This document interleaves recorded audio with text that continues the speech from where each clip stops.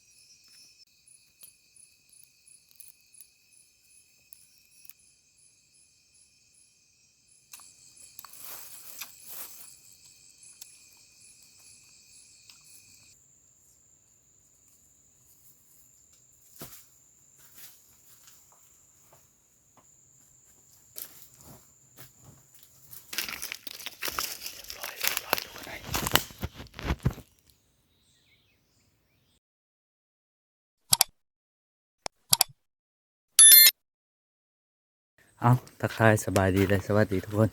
วันนี้บาแก้วขาออกป่าคือเก่าเนาะวันนี้ออกคนเดียวเนาะทุกคนเนาะแมลงน่าจะนอนหมดเลยมื้อเช้าเพื่อไรจิมาทุกคนเลยออกนอนป่ามันนี้รอลุ้นหับชมนำกันว่าสิมานหรือบ่เนาะทุกคนตอนนี้กำลังเดินทางไปย่างแล้วเนาะทุกคนเนาะเส้นทางก็ไกลพอสมควรมื้อนี้ไปเจอกันทุกคนเลยเนี่ยเนาะทุกคนเนาะกำลังเดินทางไปนะไปเลาะห้อมผาไปแล้วทุกคนเลยมันนี้ที่นอนป่าไปละนอนแคมผาไปละทุกคนเลยนอนแคมถ้ำเพราะว่าเปย์ยังป่าไว้พุ่นมันไปนอนสัมผัสอากาศหนาวๆทุกคนเลยอยู่ป่าช่วงนี้ทางเว้นก็บ่ค่อยจะหนาวปานใดเหมือนถือว่าอากาศร้อนพอสมควรอยู่แต่กลางคืนนี้อากาศเย็นนะทุกคนนะวันนี้มาฮอตข้างนี้นะทุกคนเนาะจะไปหอมนะอันนี้ปลาซาเนาะทุกคนเนาะทางนั้นจะเป็นปลาซาเพราะว่าบ้านบาแก้วเองปลาซาเขาเจ้าจะเฮ็ดอยู่ป่าอยู่ดงเนาะทุกคนเนาะแต่สมัยตะกี้เพิ่นเขาเจ้าเอามาพังมาเนี่ยแค่ท้องนาเขาเจ้านี่ไก่บ้านเลยทุกคนนะปลาซานี่แค่ผาตัวนี้เลยนี่ปลาซาส่วนบาแก้วจะไปข้างนั้นทุกคนนะไปพุ่นหลอกแต่ว่านอนตีผาตัวนี้แหละทุกคนแต่ว่าโบแมนแถวนี้ไปพาคนนี้เนาะยังไกลโอ้บานอยู่ทั้งพุ่นเลยทุกคนเลยปักไกลๆช่วงนี้จะเงียบขนาดทุกคนนะหลังจากเกี่ยวข้าวเกี่ยวน้ำแล้วออกมาทุ่งนาก็เงียบเงาขนาดทุกคนนะบ่มีคนเลยนี่มาจุดนี้ทุกคนเห็นบ่โอ้งามทุกคนเลย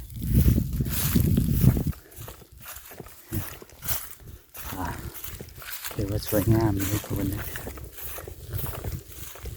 พุ่นพอไม้บักแก้วไปส้นพักพุ่นเลยโค้งเข้าพุ่นนี่นะทุกคนยังบ่ฮอดเลยทุกคนเลย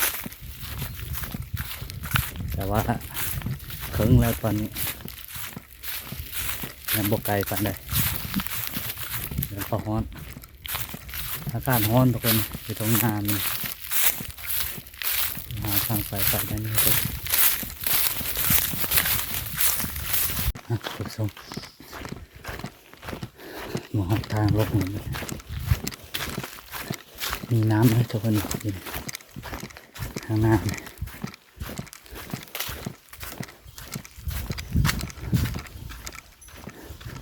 พระเจ้าดังไฟนะเขาน่าจะหาการคบการเกลียดตัวควาย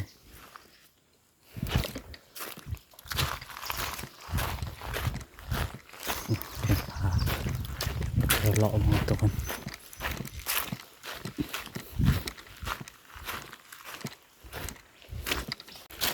เดินทางต่อทุกคนยังมองแวะมาเบิ่งมาให้เราเป็น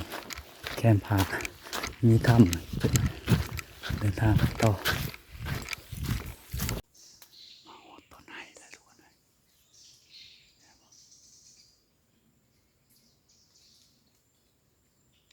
นกกินนะทุกคนนกกระเล่นกินอยู่ดอกทุกคนหลายขนาด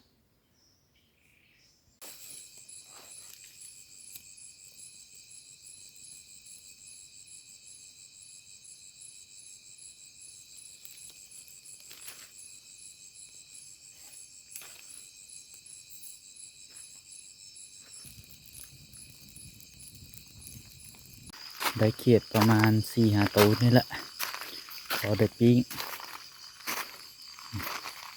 น้ำยังบ่แห้งเลยทุกคนโอ้เดือดแจ้งงามเลยทุกคนเดินมันดังไฟไว้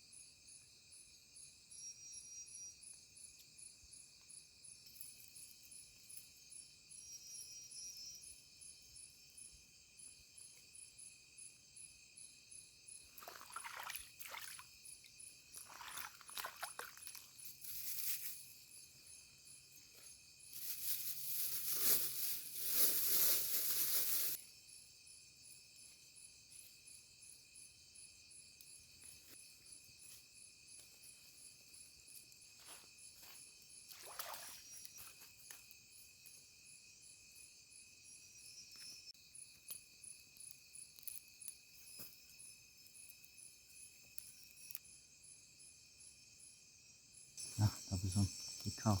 ลืมถือแก้วทุกคนเอ้ยจำเตือนเนี่ยมันแก้วเลยคือยายลืมถือแก้ว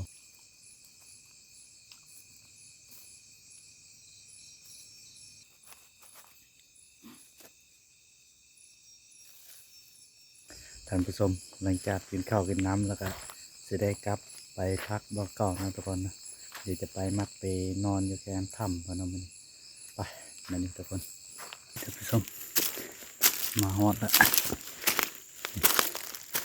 มาพัก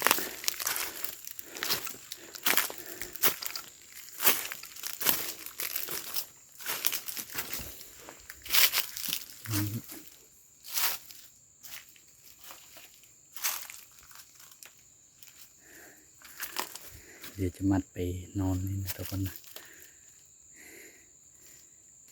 มัดไปก่อน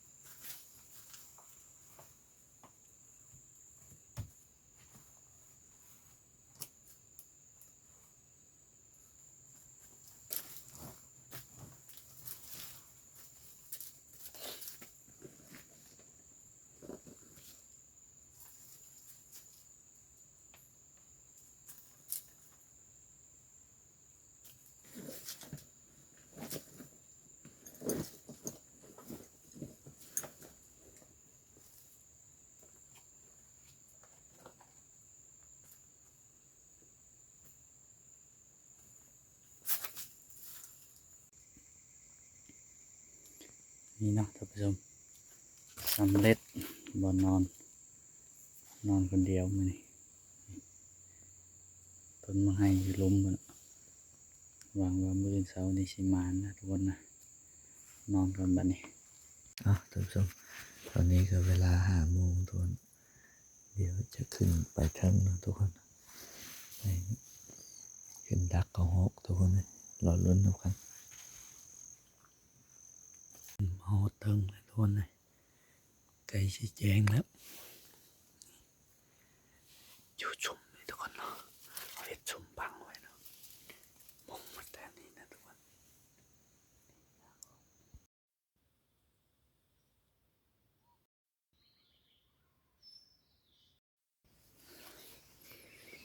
นี่นะทุกคนเส้นทางเขาออกมานะนั่นจะเป็นทางเยื่องไปนะทุกคนนี่จะเป็นทางลงทุกคนนะ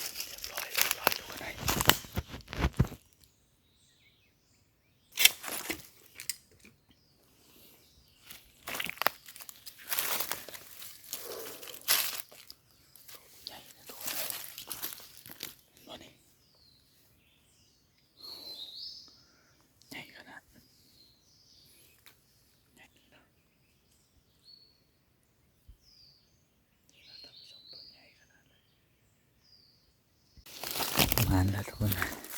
เดี๋ยวไปเก็บเครื่องเดินทางกลับมาเลย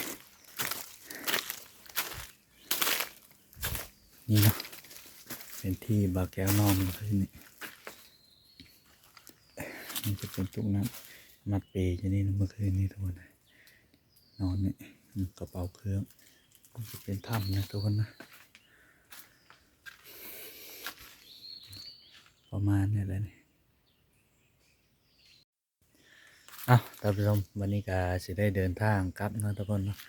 ซึ่งว่าคลิปนี้ก็สิประมาณนี้เนาะทุกคนเนาะจังใดก็ฝากกดไลค์กดแชร์กดติดตามให้ในเด้อขอขอบใจทุกคนที่เข้ามาชมคลิปเนาะไว้พบกันในคลิปหน้าทุกคนเดินทางกลับก่อน